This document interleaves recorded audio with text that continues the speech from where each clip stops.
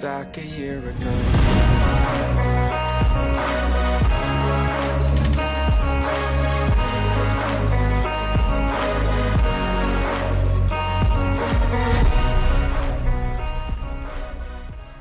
All right, welcome everyone to another episode of the Beer Bound podcast. Super excited to be joined by Ian Jebbitt from Gweilo Beer. Gweilo can be found in one of the world's most densely populated cities, Hong Kong. The brewery believes beer should be easy to drink and fun to share, which is why they're constantly exploring new flavors, concepts, and collaborations to keep things interesting. Just like the streets of Hong Kong, Gweilo beers are bright, exciting, and inviting. From their packaging to their process, the brewery maintains exceptionally high standards because at the end of the day, staff at Gweilo want to do their very best and make every Gweilo experience great. Backed by a team of hardworking, fun-loving professionals, Gweilo has already found its way into many corners of the world, from taphouse menus to supermarket shelves. Whether you're at a Hong Kong street market or in a British beer garden, you can be sure you will find one of Gweilo's beers. So without further ado, we welcome Ian to the Beer Bound podcast. Hi, Ian. Hi, Andy. How are you? I'm doing well. Good morning, sir. Well, thank you for having me. We got a bit of a time zone issue here, but that's all right. Evening for me, morning for Ian. So, Ian, I gave a little bit of information about your brewery, about you, but can you elaborate a little bit? Extend our listeners a little bit more about you and the brewery. Sure. It's probably not the most obvious route into beer for me. I mean, I homebrewed beer with my dad since I was a kid, sort of with back in the day in the UK, used to buy malt extract kits from the local chemist, actually. So I sort of helped my dad with those when I was about 5-6 years old. But I actually qualified as a trademark and intellectual property lawyer in the UK and moved to Hong Kong in 2012 with that job. And at the time, the beer scene here was pretty poor. There was no craft beer at all. It was all mass-produced commercial lager. And I sort of instantly missed decent beer and sort of spotted an opportunity, but didn't really do anything for the first couple of years. But a genuinely true story that I sort of gave up telling because most people don't believe, but it's true. In 2014, I had a dream that I ordered a beer called Gweilo. And Gweilo is a fun name in Hong Kong. And the next day I went into work and actually filed a trademark for Gweilo. And my boss at the time said, $100, you don't ever use that trademark. So that was like red rag to a bull. And cut a long story short, fast forward 6 years, we're now the most widely distributed craft beer in Hong Kong. We supply Cathay Pacific, the national airline. We brew in 6 different countries. And I've quit my job as a lawyer. So it's been an interesting 5-6 years, but it was fun. We started it originally just my wife and myself and a friend, and we were, walking into bars and restaurants with bags of samples, evenings, weekends, lunch breaks for the first two or 3 years, and then eventually we built the business to a stage where we could make our passion our day job as well. So in the UK, your background, no beer whatsoever. Do you just a drinker and home brewer? Just an avid sampler. That's fine. So yeah, I mean, my wife and I used to do a lot of home brew. So we turned our kitchen into kind of a very small microbrewery. So beer has always been a big part of my hobbies, but never commercially involved until Hong Kong. And where are you from in the UK originally, Ian? I grew up in Oxfordshire. Okay, can you tell us about the beer from where you're from? I mean, craft beer is a whole different beast in its entirety. In the last couple decades, things have really sort of exploded.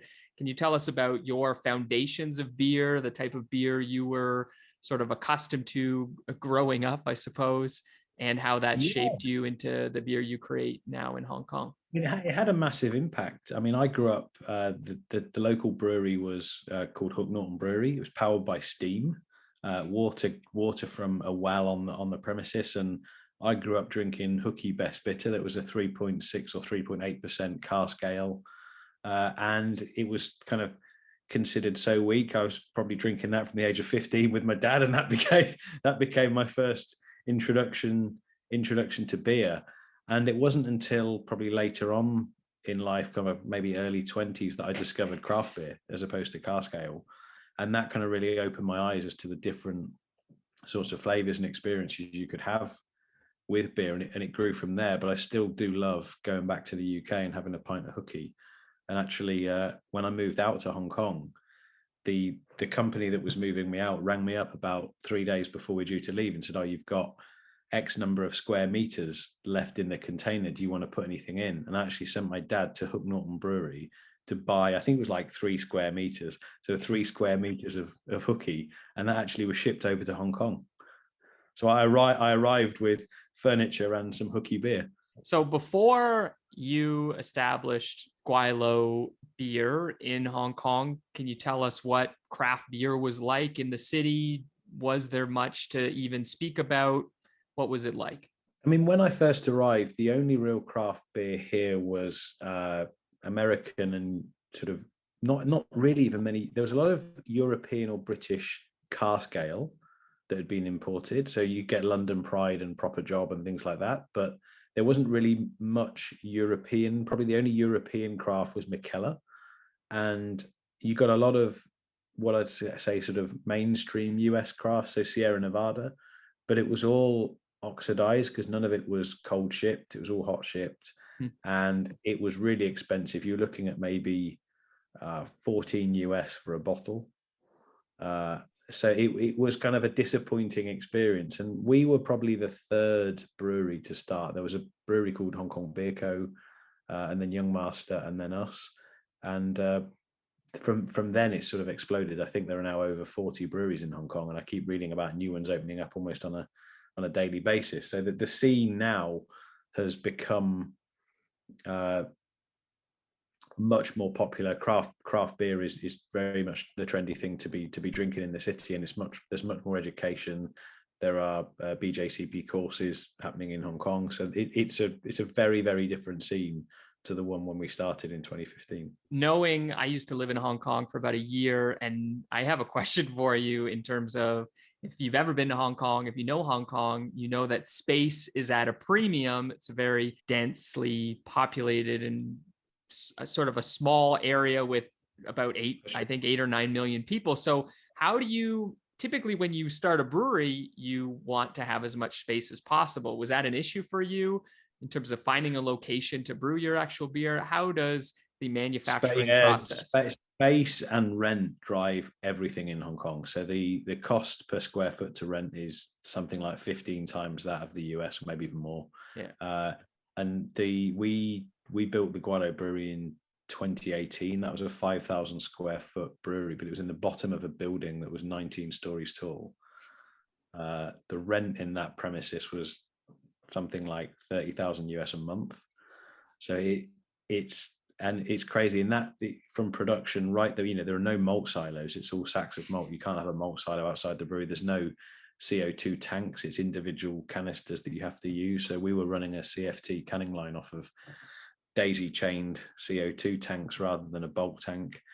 And that kind of problem or challenge, I should say, runs right down through to service. So there are very few places in Hong Kong that have the room for a cold room to serve beer. So I would say 95% of the beer that we supply is served through a flash chiller. So we, as a brewery, to try and preserve the quality as long as we can in the supply chain, we have a very low minimum order requirement. So we will deliver 1 keg to a bar. Whereas a lot of the commercial breweries in Hong Kong, because delivery is expensive, the MOQ is sort of 5-10 kegs, but we deliver 1 because we know it's going to sit warm. So we would rather deliver four separate kegs each week rather than 4 at the start of the week. So there's lots of things lots of challenges. I mean, in the early days, when I was sort of behind bars, plumbing kegs and taps in, you'd see kegs stored next to hot ovens. And a lot of the big challenge was education. It was, this isn't a Carlsberg or a Heineken, and it can't withstand 50-degree heat next to a gas burner. You need to try and keep this keg as cool as possible. But that has improved a lot with wider distribution and more interesting craft beer. The knowledge base and the education has improved. So now there is a good understanding that craft needs to be treated differently to commercial beer. But that was one of the biggest challenges we faced in the early days. How big of a learning curve was that for you? I don't know, even if your roles and responsibilities, if those are tied too much into the manufacturing or logistics? It seems like it is. Was that difficult for you to sort of learn the basics and beyond? I mean, the first challenge was in Hong Kong. Nobody has a cellar like they do in the UK, and nobody or very rarely does a bar or restaurant actually clean their own beer lines. So as a brewery, you're expected to supply all of the equipment, and you're expected to supply all of the CO2 and do all of the maintenance and cleaning on a beer system. So there are some really good venues in Hong Kong where there are owners or landlords that look after the beer lines themselves and take pride in that. But I would say 90% of venues are run by more sort of casual style staff that don't know and don't really have an interest in beer per se. So it falls on the brewery to do that. And I think from my role, I kind of came from this corporate background, and then within Gweilo, it was doing everything from installing taps to signing deals with airlines and supermarkets. And it was that's what I loved about it. It was a real mixture of people. You could be meeting, the board of directors of Cathay Pacific and then the owner of a Dai Pai Dong, all in the same day. So it's that's what I love about Hong Kong and the Gweilo journey so far. For distribution, Ian, do you have a tap room, correct? We actually have a brew pub as our R&D facility in the sort of on Hong Kong Island. So we have our own sort of the brew lab, which is where it's a 500 litre pilot system in a 200-seater venue where we test all of the recipes there before we brew them on the big system or any other brewery around the world. And distribution, up until recently, we used to do all of our distribution ourselves, so our own warehouse, our own logistics. But we've actually just moved for the first time distribution to one of the big distributors in Hong Kong. It got to the stage where we'd grown so much that we were spending so much of our time doing back office stuff that it took us away from doing what we enjoyed and spending time with customers and making sure the brand was being delivered in the right way, that we took the decision to move the sort of 4PL element of the business to a third party. And that's been great because there was a period of time where it sort of got not fun because we were just bogged down in so much admin. But now we're back out there and speaking to customers and spending time with them. It's much more fun than it's because we're getting back to where we were prior to that. Right. I see that as sort of a staple. I mean, for most food and beverage, is that common in Hong Kong? Like it is most places you go through a distributor, like once you get a little bit bigger, is that kind of how it works? It was and most people do go through a distributor very early on. We were different in that we wanted to maintain as much control over our product as possible, and it took a lot of time for us to get comfortable with a distributor that we trusted to actually hand over. You're essentially handing over the keys to your business to a degree, and I'm a bit of a control freak, I'll be honest. It took a lot of time and a lot of persuasion from everybody else saying now's the time, but it was the right decision. It's been a breath of fresh air, kind of all of that back office stuff and the headaches that go with logistics in a city like Hong Kong is now their problem, not ours. And they're really good at it. They're a huge business. They've got 15,000 SKUs, so they're much better placed to do it than we are. Ian, can you expand a little bit on your team, on who actually creates your beer, your roles within the brewery? What is it like? I mean, our head brewer is actually based in the US. Because we brew in so many different locations. He's a guy called Charlie Johnson. He actually owns his own brewery called Ronin Fermentation on Lake Tahoe. He's a genius. He's crazy. But what I love, I actually met Charlie in Hong Kong in a nightclub, and that has led to a 4-year journey and him being a cornerstone of our business. Like, so he comes up with all of the recipes, and they're then he pilots them in the US. We then pilot them at the brew lab here, and then they're either brewed here en masse or they're brewed in the UK, China. We brew in now, Vietnam, Australia. So he kind of oversees all of that production. But he's just, what's really great about Charlie is he's very commercial, and he's not, but the eye on quality, the beer comes first. And he also, we have this WhatsApp group where he'll just put random suggestions and he'll be like, what do you think about this?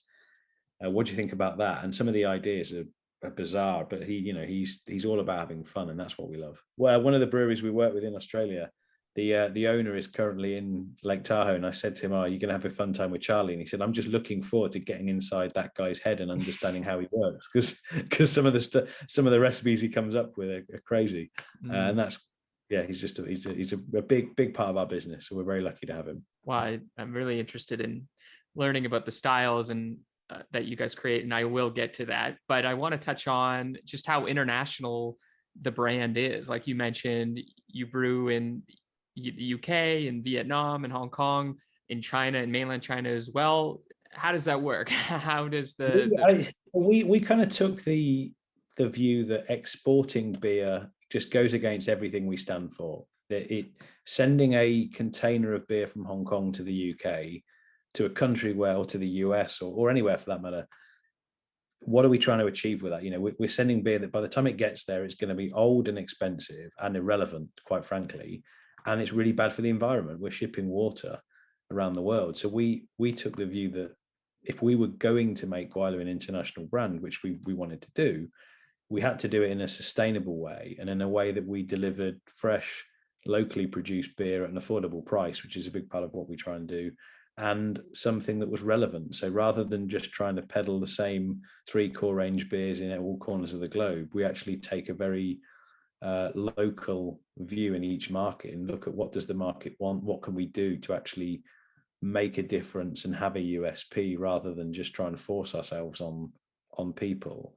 And that kind of spawned this model that we try and brew locally or as close to markets as possible as we can. We partner with other like-minded breweries. We have sort of what we call a craft collective. So we will help their distribution in Asia, and in return they brew and distribute for us in their local country. So in Australia, we have a partner called Rocky Ridge who brew for us, and they also distribute.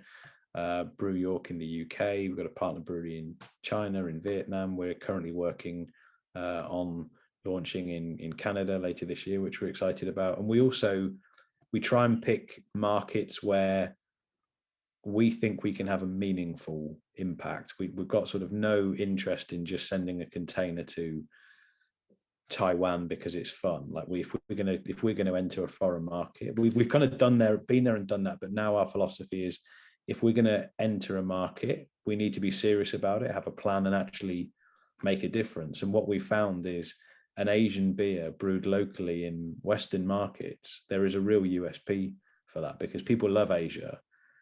And to get something Asian that's fresh and local and affordable and fun has actually filled a big spot. And there are lots of Asian people and restaurants and supermarkets in all corners of the globe. So we've sort of found a niche where we can be relevant. Is there a pattern in terms of how you choose which market is appealing to you? You said mainland China, that kind of makes sense, proximity, Vietnam proximity. But I mean, like you said, maybe Taiwan is there. There's lots of countries in Southeast Asia. Why choose some countries over others? It's more where we think we can either have an impact through the beer that we brew, or the brand, or the routes to market. So the reason the UK was interesting, as well as sort of being from there, was important. Actually, there's a huge Chinese population in the UK that's growing. The UK loves Asian food, loves craft beer, and there was no real kind of umbrella or glue that was bringing those two things together. And we felt we could occupy that space, and that's we've now got national supermarket listings in the UK within a year and a half of entering that market. We've got good on-trade distribution, and the same in Australia. I mean, in Australia, Australian big Chinese population, Australians love to travel to Asia, so they kind of like having something Asian available. But because it's brewed locally, there's that kind of local tip. They're supporting local. Most of our beers in Australia are brewed with 100% Australian ingredients. And that kind of, I mean, we actually won at the Melbourne International Beer Awards. We won Australian Brewery of the Year last year, which is crazy because we don't actually have a brewery there. But it's kind of, but we to be honest, it was more luck than judgment as well. We've kind of found our way as we've gone. A lot of the countries we brew in was a relationship led. It's a relationship. We've met someone, or someone's introduced us to someone, we've gone on well, and we thought, hey, we should do this. You mentioned that Gweilo beer will be available in Toronto soon. Is that what you said? Yeah, so we actually have. There was a guy, slightly random. So the head of beer, wines, and spirits at one of the big supermarkets here in Hong Kong left Hong Kong to go and live with his partner, who he met here but is now living in Canada. And I said, "What are you doing when you go to Canada?" And he said, "Well, I need to get a job." And I said, "Well, do you want to work for us?" And he kind of been buying our beer for 2 or 3 years, knew the brand, knew us, knew kind of our philosophy. And he said, "Hell yeah." So he is now in Canada on the ground, visiting breweries, talking to distributors, setting up a business for us in Canada in partnership with him. And we should hopefully have beer in the tank probably in the next 2 to 3 months. Charlie's flying up to 2 of the breweries we're talking to do some brew days with them. I think next week or the week after. So it's going to happen. And again, we're doing a lot of research into the Canadian market to make sure we're relevant. We understand that Canadians are very passionate about products that are made in Canada. So for us, brewing in Canada, we could have brewed in the US and brought it into Canada. It would probably been easier, to be honest. But if we're going to be in Canada, we want to do it properly. So we're going to brew in Canada. And Charlie's working on some ingredients and recipes that have a Canadian twist to them. So yeah, we're looking forward to it. It's gonna, and there's such a link with Hong Kong and Canada that it kind of makes sense as a market. And as relationships, Andrew, we've known for 3 years. He's become a good friend, and we trust him, and it kind of makes sense to do it. Mm-hmm. Yeah, I'm really excited for that. Ian, at all your international locations, so in Vietnam, mainland China, in Canada soon, hopefully, do you have a brew pub or a tap room for each spot, or sometimes it's just available by retail? It's available by retail and on premise. We don't have any venues outside of Hong Kong at the moment, but we're looking at an opportunity both in China and the UK and Australia at the moment. What our kind of model, as much as there was a model, was to launch and get a bit of traction, get a bit of brand following, and then that would come. But because we don't, with COVID not being able to visit, I mean, we've done all of this in Australia without having visited. And the UK, we launched in the UK, we're brewing some decent beers regularly for supermarkets. And I haven't been back to the UK for 3 years because of COVID. I haven't met the team there. I haven't been on the ground. So sort of having bricks and mortar in a foreign country without being able to travel has not been something we wanted to do, but it's certainly on the plan for the future. I see that, like, your name, your brand, it's very Hong Kong. We didn't even ask. I don't think you explained what Gweilo means, Ian. What does it mean?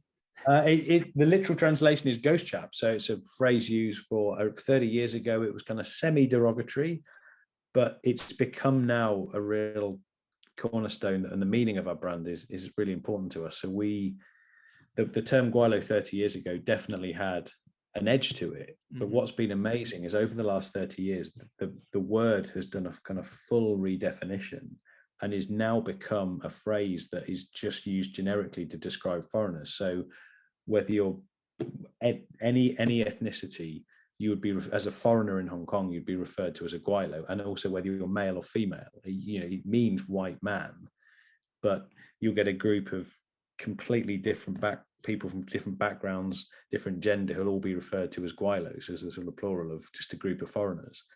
And it's been fun and affectionate, and we really promote that redefinition. So our tagline is redefining, which relates to the beer that we brew and the name. And we, on the back of my t-shirt, you'll see that the definition of Gweilo is a dictionary definition.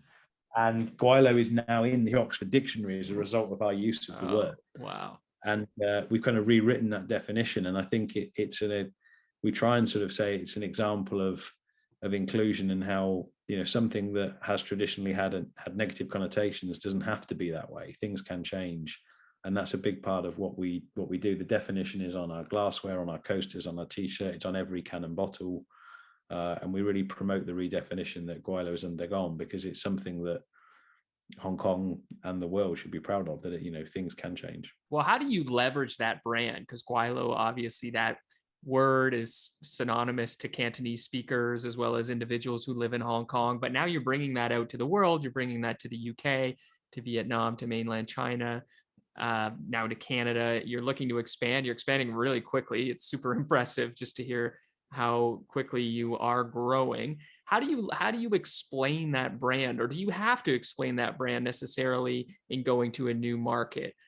What's your marketing strategy with going this international? A lot of it actually comes back to the definition. So the definition is on every can and bottle, and the story of, people pick up a can of Gweilo in the UK and they look at it and think, most people ignore the Chinese characters and they think it's Welsh. It's actually what's happened in the UK. So it's been quite interesting. But if you read on the side of the can, we talk about what Gweilo means. So it's almost like we used to say in the early days that a bottle of Gweilo was the perfect tourist gift to take back to someone because the story was on the bottle. And it's the same now in foreign markets. If you pick up a can of Gweilo and read the definition, you understand exactly what we're about. Well, tell me, Ian, about your typical consumer in Hong Kong, because that is where you're based. I suspect that's where most of your production is still, I imagine. Yeah, you say that, but I mean, Australia and the UK now, Australia in particular is a big part of our business now. Really? Okay.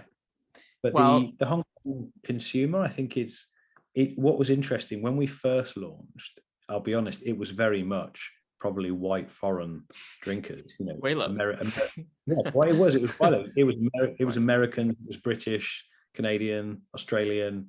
But what's been amazing is and if you look in craft beer venues, it was all expats. But now there's been a real switch, and the local population have really got behind craft beer in Hong Kong. And the demographic of consumers in our brew pub, I would say 80-90% are local Hong Kong Chinese. And they're really interested in what we're doing. They really want to try the different flavors. And still, it blows my mind when I'm in the venue or other venues to see people are coming in and they're still trying craft beer for the first time, and they still think that craft beer is Carlsberg or Heineken because it's what or San Miguel, because San Miguel have a brewery here and it's what they've been drinking for years.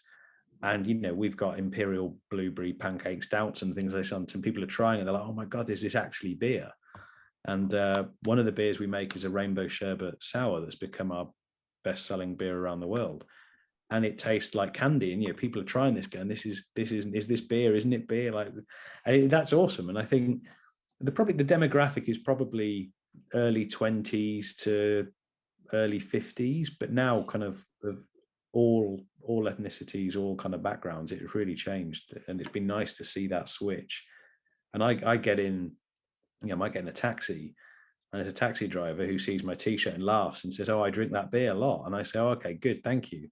And he'll say, why are you thanking me? I said, because I own it. And he's like, you're the owner. And it's just nice to see that variety of people drinking our beer. Craft beer, Ian, as I'm sure you're aware, I mean, in North America, predominantly, it's very trend driven. So there's a new style every year that seems to be all the rage. Is that sort of synonymous with what's going on in Hong Kong? I know that obviously Hong Kong and craft beer in the United States and craft beer, it's different. Do you see different trends sort of popping up?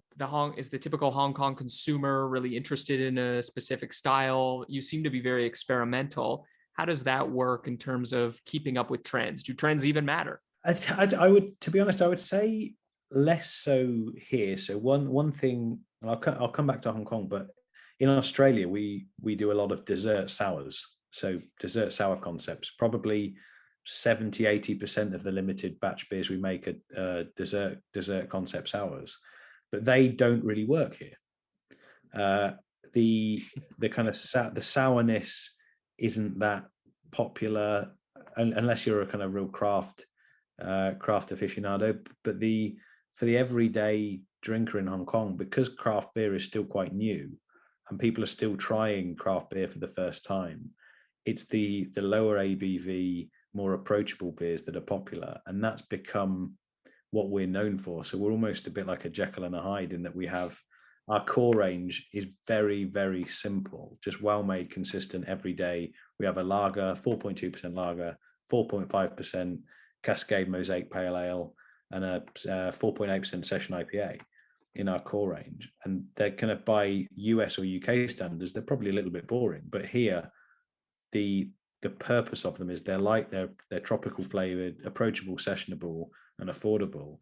And Hong Kong is still looking, I think, for that style of beer. Like the opportunity to sell a 10% triple is very, very limited in Hong Kong, because there still aren't that many people in the city that have tried that or are looking for it. It's still sort of educational to try a beer like that, but it will come. I think we're just 5-10 years behind the US or the UK. Mm-hmm. Yeah, for sure. And do you think climate makes a difference for that? You mentioned like crispy lagers or seem to be popular in Hong Kong. Is that because it's just so hot in Hong Kong? I mean, if you think like in the summer, it's 38 degrees, 95% humidity, you ain't going to want to drink an imperial stout then. Like you just, I mean, I would, but that's, it's the lower ABV. One of the beers that sells really well for us here is our core range lager. Is actually, we've branded a lager, but it's more like an IPL. So it's a very lightly dry hop lager.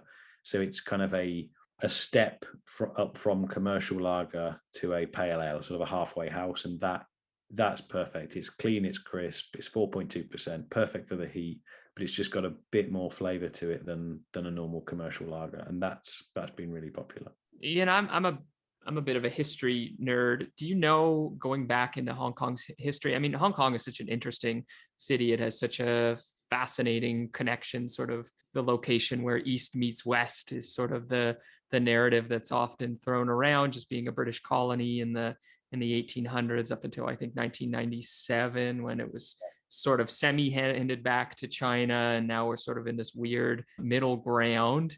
Do you know the connection that Hong Kong has had with beer prior to this craft beer movement? Has Hong Kong always been a beer drinking city? Is that kind of a new phenomenon?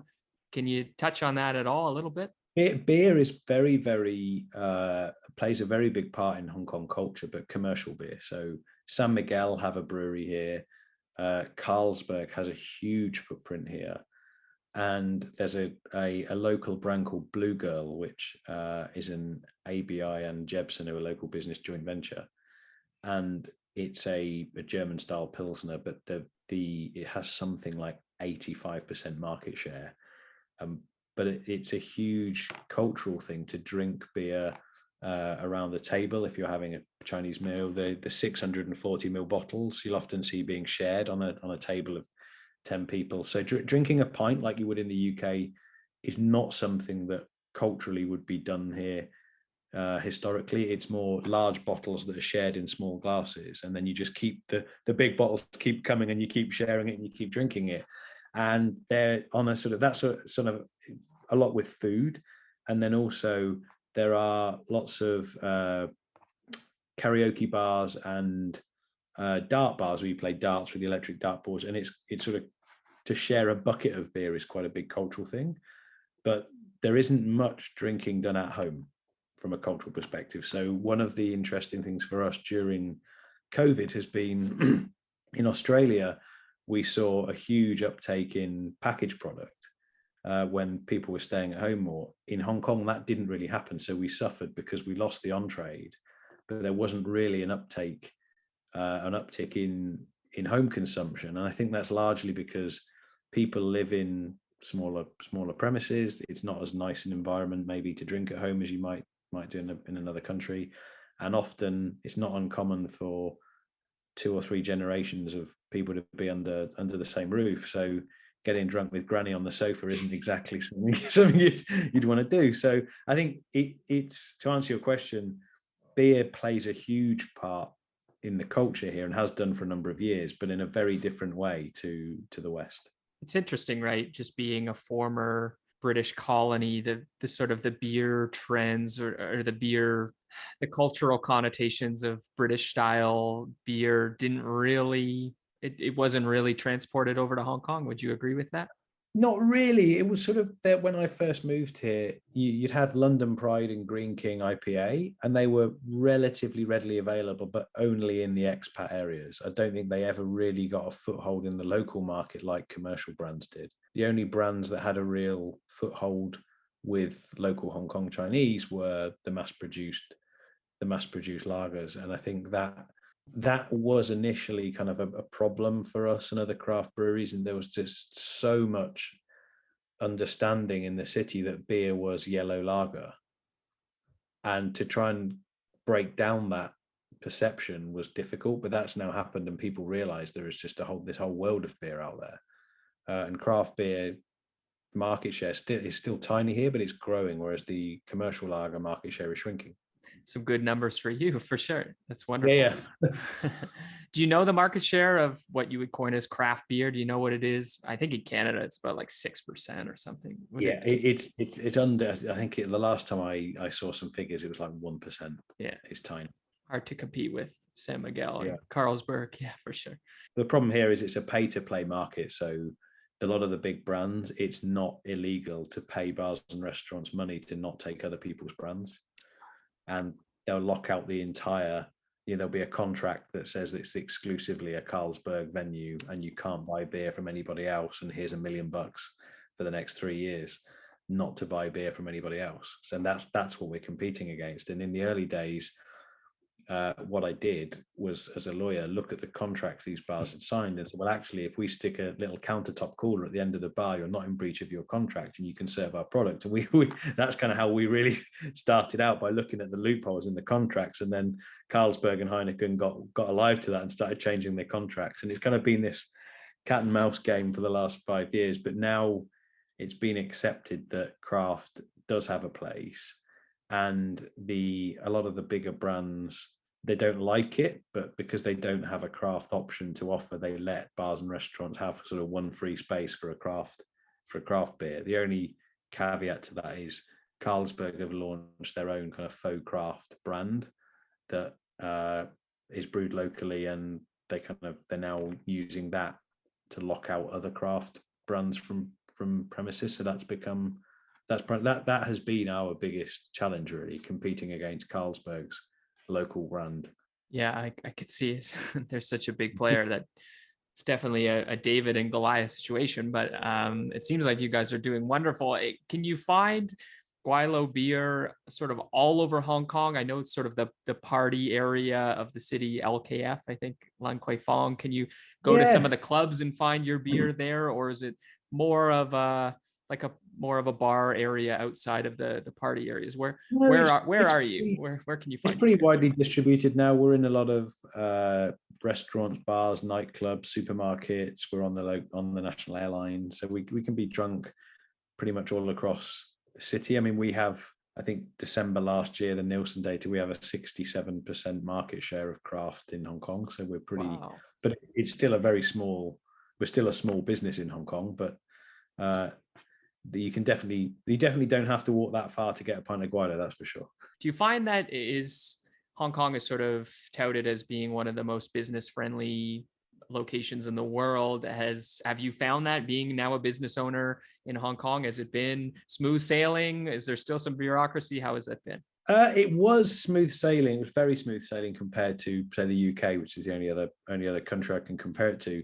It's been challenging the last 3 years because we had, in 2019, we had the political protests that made just delivering beer very, very difficult, and a lot of bars and restaurants closed due to the protests. So that was challenging. And then we had sort of 4 months where the protests ended, and then COVID hit, and then COVID is still affecting our business. We only came out of lockdown here last week. So from the whole of this year, we've had the on-trade closed. So we're still kind of very, very battered and bruised by COVID here. We're hoping this is the last time. It was the 5th or 6th lockdown we've had. So that's been the biggest challenge. Just to be honest, staying alive and navigating the almost daily challenges has been tough. But generally, Hong Kong is a city that's easy to do business in. You've sort of touched on it. I was going to ask you to go into sort of the last 2 years, 2 years and a little bit. With the protest, it's been three years now. Right. That's right. When did the protest start in 2019? Sort of summertime? I think it was summer. Yeah, someone's probably going to put me out and say I should know this, but I think it was the summer of 2019. And then they ended sort of November, and then COVID hit in March. So we had like 3 months of normality, and then boom, kind of we rolled from protest into COVID. Mm-hmm. So did you shut down for the protests?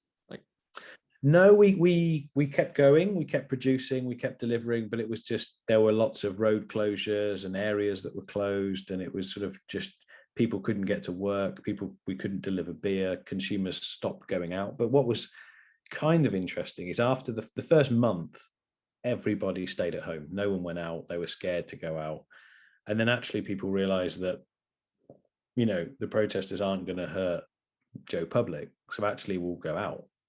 And there was this movement where you knew where the protests were going to be. So you could kind of plan your evening about, well, I'm not going to go there because the protests are there. And I remember one night sitting on a bar that we're partnered with on the Avenue of Stars. So this iconic background, sitting on the Avenue of Stars having a pint with people with gas masks running by in front of us. And I just remember thinking, this is the fucking craziest city in the world. Here we are having dinner, drinking a beer, looking at the most amazing skyline in the world. And there's people with gas masks and tear gas running in front of us, and no one bats an eyelid. It was just casually drinking and eating as these people in gas masks are running by. It's like, is this actually happening? In no other city would you get that, I don't think. It's a pretty special place, definitely. Yeah. Do you worry at all? Like there's a bit of a roller coaster with the protests, then obviously COVID. Do you worry about, okay, now that maybe we're getting back to normal with things like stemming from the pandemic, is there any word throughout the city of continuous political turmoil, or is that sort of unknown? I think you read a lot in the media. Everyone has an opinion both in and outside of Hong Kong, but I think I take each day as it comes. At the moment, life's good, and I kind of take the view that no matter what I think or anyone else within our business thinks, we're not going to have an impact. So we just need to ride whatever and deal with whatever comes at us. I think Hong Kong is still a great place to live. It still has a lot to offer. It's a bit battered and bruised from the last 2 or 3 years, but it's an amazingly resilient city that has been through a lot in its time. It had SARS and fought back from SARS. It's had a lot of political challenges it's come through. And I genuinely think that, it's been a tough 2 or 3 years, but Hong Kong will rise again. And it always has, and I think it always will. It's such a special place that, I love it. I don't see any long-term problems, to be honest. Definitely is a special place. Ian, I think you're an optimist. Would you agree? I'm always, glass is always half full. That's where you just need to drink more, though. I like that. That's great. It's interesting, Ian, because you're sort of growing your brand in 2 different ways. I mean, I'm simplifying things, of course, but you're sort of extending the brand internationally, but also looking to keep chipping away at the macro breweries that take the lion's share of what's going on in Hong Kong. Do you have a particular focus on which you're more interested in growing more internationally, or really taking the macro breweries to task and becoming a bigger brand centrally located in Hong Kong? It really is a bit of both. So our kind of mission, it sounds a bit cheesy, is to be the go-to craft beer of this region with a meaningful global footprint. That's what we say, and that's really what we're trying to do. So I personally focus much more on the international stuff now, and I've got a great team here that focus on the local market. But it's the Hong Kong market is still very important to us to maintain the market share and the foothold and the brand perception that we have is of paramount importance, because if we don't do that, that kind of underpins what we're doing outside of Hong Kong. So if we don't have the lighthouse in Hong Kong, then the rest of the business sort of doesn't really stack up, to be honest. So it's equally important. Do you get any opportunity to do any brewing, or do you have any of the creative decision powers in terms of the beer that is actually produced? Actual brewing, no, but I annoy the hell out of the team in getting involved in recipes. So I still, being a control freak, sign off on every beer we make before it's brewed. I review the recipe, I review the artwork, and I annoy Charlie and Joe, one of the other founders, Joe, who he's in charge of sort of production with Charlie, and he does all of the artwork. The two of them kind of take the lead on production, but we have a WhatsApp group with the 3 of us, and I'm constantly wading into that. And I think there's a lot of time when they just think I wish he'd shut up, but I can't help it. I love what we do, and I want to get involved. And if I think I can add value, I do. I hope I always know when I've overstepped the mark and I just shut up. But I still love getting involved in the beers that we make and how they look and how they drink. So right now, did I remember correctly? You have 3 sort of core beers that you offer in Hong Kong. Is that right? In Hong Kong, yeah. That's right. And then you spread out a little bit, like your brewer mastermind in Lake Tahoe. He he gets to experiment a little bit with the other breweries in the different Yeah, locations? we have a limited batch range in Hong Kong, so we brew different beers each month that are kind of more boundary pushing, and then in other countries we have different core ranges in other countries, and we do the limited batch stuff as well. What's been challenging is, Charlie's supposed to spend a lot of time here in Hong Kong, but because of the border has only just opened. We hired Charlie probably just as COVID started, and he hasn't been to Hong Kong since he started working for us, because the border has been closed up until last week. It's been closed to non-Hong Kong nationals or residents. So working with the team here and all around the world, it's all been remote. And Joe, one of the other founder with me and my wife, he speaks to Charlie probably 2-3 hours a day, and they've never actually met. And we sort of forget that. We were chatting the other day. We have sort of once a month, we have a beer with the team, on the wider team on Zoom. And we were chatting, and I said something, and Joe said, well, I haven't actually met Charlie. And I kind of was like, shit, he hasn't actually met him. Like, I just forget it's become, the way we do business has just become so normal that I really genuinely had forgotten that they've never actually met. So it was kind of weird. And what was nice is the guys in Australia have gone out to Lake Tahoe to see Charlie. So they're now sending pictures of everyone getting completely leathered, and we're not there. So. That's great. Ian, what's your favorite style of beer? For me, I'm really simple. I grew up with Hooky, which was kind of a 3.6, 3.8% cask ale. The session IPA that we make here is kind of a take on that, but dry hop with some classic American hops. That's the beer that I keep going back to. I love trying the different, the weird, the wacky, but I'll be honest, it's not for me. Sours I don't like. We make a lot of sours, and I'm not a big fan of them. I like the creation of them, and I like kind of 2 or 3 sips where you experience the flavor, but I would never drink a whole sour myself. It's not for me. I understand why people love them, but they're not for me. The session IPA would be my go-to, and then I'm still very classic. Like we launched in Hong Kong yesterday a 10% Cali triple, and I just had a can of it, and it wasn't sort of mind-blowing. It was just a really, really well-made triple IPA, kind of old school, and it's Charlie's kind of take on an old school, and it was just amazing. It was like, that's my kind of beer. If I'm going for something big, it's like that. I'm not a big haze craze man. I've never really I like them, but my kind of go-to is still bright beer, and just nice, really hoppy, resinous, good malt backbone. And I like to drink in volume. So the lower ABV stuff, I would rather have 6 or 7 pints of a 4.5% session IPA than 2 or 3 of a 10. Ian, Not that I could take 2 or 3 of a 10. I would just go to sleep. I mean, let's be honest. Yeah, substantial. Well, Ian, you're an optimistic guy. I really appreciate that. Maybe we're coming up on our hour mark, and I want to be respectful of your time. I'm sure you sound like a very busy guy, so I'll let you go very soon. But I want to ask you one final question. I mean, you wear a lot of hats in running this enterprise in Hong Kong and abroad. Can you tell me what your favorite part of running this beer brand is? What makes you the most happy? For me personally, it's the starting something new in the different markets and trying to understand culturally how we find our place in those markets. So what's been really exciting in Australia is to try and understand the Australian psyche, what Australians like and don't like, and what's going to work, and just really understanding in a lot of depth the beer culture in different countries.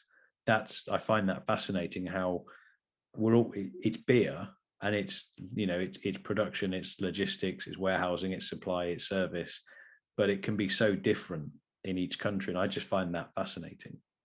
So that kind of gets me out of bed in the morning. I love the just speaking to different people and seeing how, although it's all about beer, it can be so different as to what works and doesn't and why. Super excited. I'm really excited to continue to see you guys grow. And again, I absolutely adore Hong Kong, and I think what you're doing in the city and abroad is very inspiring. And I wish you the best of luck, Ian, with the growth of your company. Gweilo Beer, Hong Kong, Australia, mainland China, soon to be Canada, which we're very excited about. Ian, Jebbitt, thank you so much for taking the time to speak to me. Thank you very much. It's been a pleasure. Cheers. Take care. Bye-bye. Be sure to subscribe to stay up to date on all our interviews and beer-related content. Remember, craft beer is here.